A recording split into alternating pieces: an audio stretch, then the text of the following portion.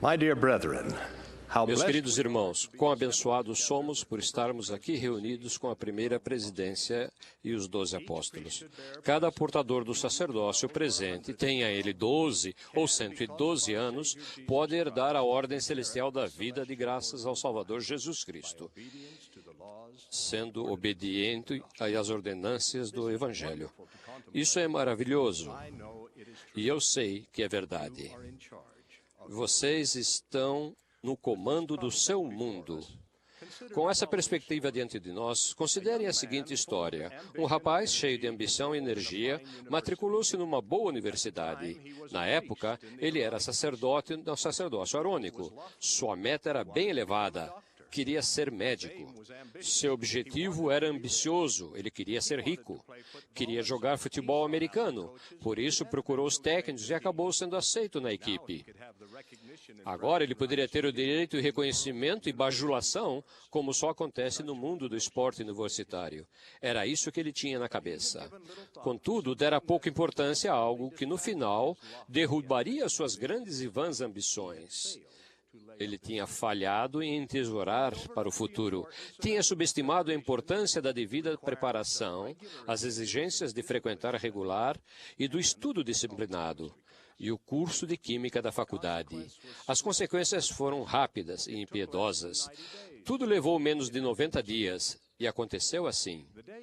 No dia em que ele, com 1,85 m e 77 quilos, se viu diante de um atacante gigantesco da equipe oficial, percebeu que estava no esporte errado. Como não estava acostumado aos rigores do estudo, seus olhos e sua mente se recusavam a funcionar depois de passarem pouco tempo diante dos livros. O ponto culminante do fracasso foi o exame final de Química.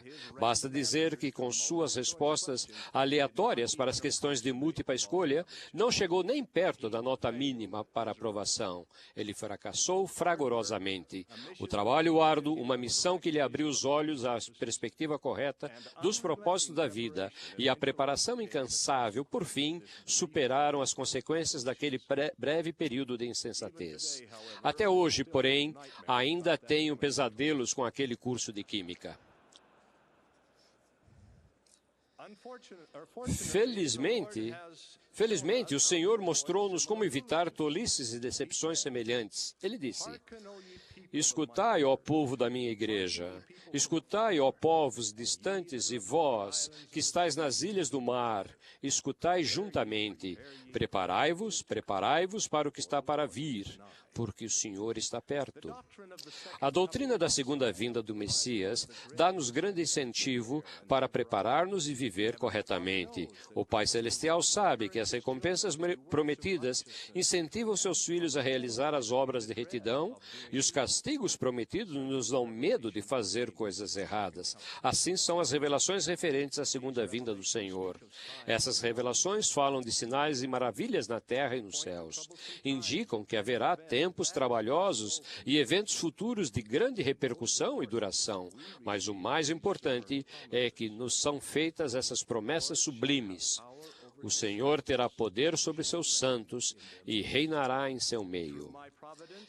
Que pela minha providência, não obstante as tribulações que sobre vós cairão, a igreja permaneça independente, acima de todas as outras criaturas abaixo do mundo celestial.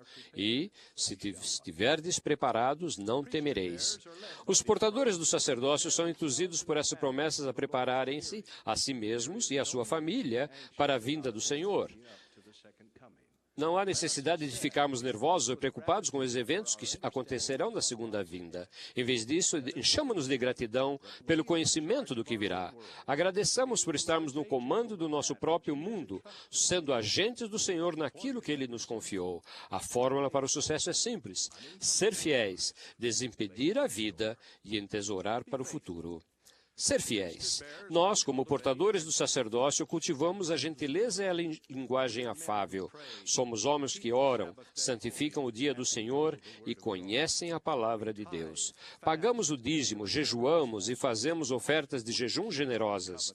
Guardamos nossos convênios e consagramos nossa vida à edificação do reino de Deus. E além disso, irmãos, entesouramos para o futuro. Se fizermos essas coisas, o Senhor terá poder sobre seus santos e reinará em nosso meio. Desimpedir a vida. Como homens de Deus, afastamo-nos dos excessos e buscamos o que edifica, porque aquilo que não edifica não é de Deus. Se os afazeres, envolvimentos, objetivos ou horários nos impedem de colocar Deus em primeiro lugar, precisamos reduzir as tarefas e desimpedir nossa vida. Se tivermos dívidas, devemos pagá-las e permanecer sem dívidas na medida do possível. Irmão, entesouramos para o futuro. Então, pela providência do Senhor, não obstante as tribulações, a igreja e seu povo permanecerão independentes. Entesourar para o futuro. A esposa é essencial nesse trabalho, mas ela precisa de um marido que lidere a preparação familiar. Os filhos precisam de pais que neles instilem essa tradição correta e, por sua vez, farão o mesmo com seus próprios filhos e não passarão necessidades. Um princípio fundamental do Evangelho é preparar-nos para os dias de escassez. Trabalho, industriosidade e economia fazem parte da ordem real da vida. Lembre-se dessas palavras de Paulo. Se alguém não tem cuidado dos seus, e principalmente dos da sua família, negou a fé e é pior que o infiel. Sentados à nossa frente estão os 3 sumos sacerdotes presidentes que constituem a primeira presidência da igreja. Do presidente James E. Faust, segundo conselhemos, ouvimos: todo pai e toda mãe são responsáveis pelo armazenamento na família. Eles devem armazenar tudo o que a família gostaria de ter no caso de uma emergência. E Deus nos sustentará quando passarmos as provações. Do presidente Thomas S. Monson, primeiro conselheiros, ouvimos: o número muito maior de pessoas poderia superar as turbulências da vida financeira se tivessem alimentos armazenados para um ano e não tivessem dívida alguma. Vemos hoje que muitos seguiram esse conselho ao contrário. Tem pelo menos um ano de dívidas e nenhum alimento. Do presidente Gordon B. Hinckley, o profeta do Senhor, ouvimos: o melhor lugar para termos algum alimento reservado é dentro de nosso lar. Podemos começar de forma bem simples. Podemos começar com um armazenamento para uma semana e aumentar gradualmente para um mês e depois para 3 meses. Temo que muitos sintam que uma reserva de alimentos para um período longo está tão além de sua condição financeira que não fazem qualquer esforço. Comecem com pouco e gradualmente prossigam até atingir um objetivo razoável. A preparação inspirada está alicerçada na fé em Jesus Cristo, na obediência e num estilo de vida previdente. Os membros não devem chegar a extremos, mas devem começar. Nós os convocamos, portadores do sacerdócio, a armazenarem o suficiente para que vocês e sua família consigam superar as dificuldades da vida. Certifiquem-se de que aqueles que estão sob sua responsabilidade recebam o folheto intitulado Preparai todas as coisas necessárias. Exortem-nos a prepararem-se agora para os dias difíceis que virão. Líderes do sacerdócio, convoquem a Sociedade de Socorro para promover a preparação familiar e economia doméstica. As mulheres da igreja precisam de seu apoio e seguirão sua liderança. Todo auxiliar da igreja pode cultivar a fé e a moderação de seus membros. Incentive os membros a colocarem regularmente em seu armazenamento domésticos alguns artigos básicos e saudáveis e um pouco de água potável. Eles devem economizar dinheiro, nem que sejam algumas moedas por semana. Essa abordagem simples logo permitirá que tenham reservas para vários meses. Com o tempo, pode expandir esse trabalho simples e acumular um suprimento para longo prazo, acrescentando artigos essenciais como grãos, cereais e outros gêneros de primeira necessidade. Se fizermos o melhor possível, poderemos ter a certeza de que a farinha da panela não se acabará e o azeite da botija não faltará. Teremos mais sabedoria, segurança, paz de consciência e bem-estar pessoal. Estaremos preparados. E por estarmos preparados, não temeremos.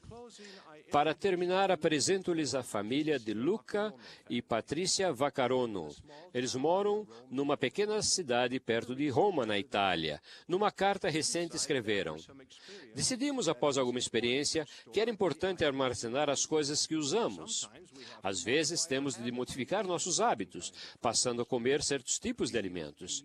Os colocamos A sensação de paz e o desejo de ser fiéis aos mandamentos dados pelo Senhor por intermédio do profeta moderno ajudam-nos a sentir o Santo Espírito, a não ter medo e a ver que os sinais dos tempos da segunda vinda do Senhor são uma bênção e não algo a se temer. Regozijamo-nos nisso. Isso nos dá motivação para ser fiéis e perseverar até o fim, ser salvos e alcançar a vida eterna. Para encerrar, o irmão Vaccarono escreveu: "Desculpe pelo meu inglês. Espero que entenda o que tentei explicar." Irmão e irmã Vaccarono, nós compreendemos, porque está escrito nas Escrituras: "Confiai no Senhor de todo o teu coração e não te estribes no teu próprio entendimento. Reconhece-o em todos os teus caminhos e ele endireitará as tuas veredas." Em nome de Jesus Cristo. Amém.